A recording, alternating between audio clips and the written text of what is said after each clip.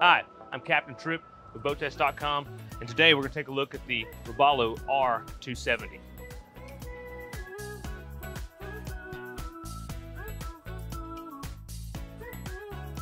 We're up here at the helm, and the first thing that I notice is just how much visibility you have.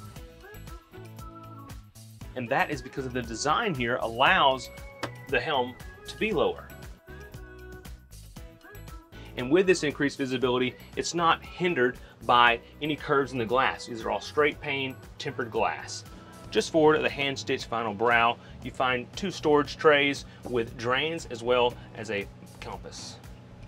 Both port and starboard on the helm, you have your backlit stainless steel switches, which is a great feature so you know which switch you're pressing if it's dark out. We have a glare-resistant acrylic here that allows flush mounting of all of your electronics, and we have room for another screen as well.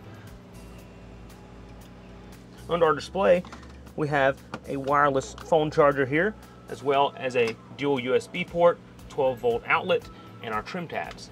Also over here is our Clarion head unit. All of their boats come with the Yamaha display unit. This way, all your engine data is not taking up space on your Simrad unit. Then we also find a nice, substantial stainless steel wheel that's, of course, adjustable. Then our power start and stop, and our controls here, which are ergonomically positioned to be nice and comfortable to use while underway. The helm seat has ample room for both pilot and companion. And also with these bolsters, you have different seating positions, and this is emphasized by the molded footrests here that allow for different positions while operating. And also an added feature is this plush Robalo anti-fatigue mat. Overhead, I was pleased to see an oversized T-top. Typically you'll find that most T-tops do not have quite as much overhang. This is a great feature because a lot of times you find yourself under a small T-top and people are just fighting over that little piece of shade. Overhead we find our JL audio speakers as well as a storage hatch with our VHF radio. A nice touch is this electrically actuated windshield vent when you want to let in some extra air. Then also overhead, we find our map lights to illuminate our helm while we're underway, and spreader lights around the outside. One thing I can't help but notice early on about Robalo, just the overall fit and finish and the pride that they take in their boats. One thing, their upholstery. They use a beautiful silicone material, and this doesn't pink, it doesn't mold, it just has so many benefits over your traditional vinyl that you find in most boats.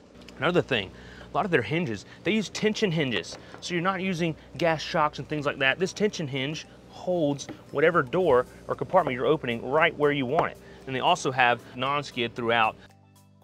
Another thing that Robalo does that sets them apart from a lot of their competitors in the fit and finish category would be they finish the underside of their hatches, and also all of the boxes are fully insulated with at least 2 inches of foam.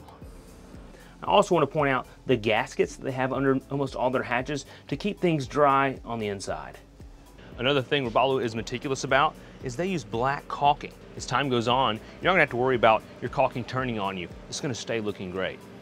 We also find ample seating back here with a rear-facing bench seat, and then opposing to that, at the stern, a forward-facing stowaway seating.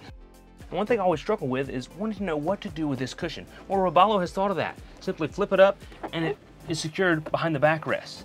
And under here, we find another insulated live well. It's 20 gallons. With the Robalo R270 being yacht certified, it's great because we have all this seating and we can actually fill it. Now, if your day is focused more on fishing than just a day at the sandbar, the Robalo 270 has you covered. First, we have good bolsters, tow rails to keep you in place if you're fighting that fish or leaning over the side trying to get a gaff in the fish. Then once you get her gaff, open your tuna door, haul her in. And then just inside the door, we find our mount for our removable side access ladder. As we move up into the bow, there's a lot going on here that makes this boat very versatile. Well, let's start up here where the windlass and anchor lock are located. Under here, you find your windlass is kind of recessed down in this plate here, which gives us some more room. We have our anchor and rode goes out through the bow. Also, you have a tool in here for manual operation if you need to go that way, and access down to your rode as well as a manual switch, but it can also be controlled back at the helm. Now, something else that stands out to me, just makes things convenient, is how this latch, if you notice, you just close it and it locks. There's no turn mechanism in order to lock it. It's just simple, quick, and keeps things out of the way.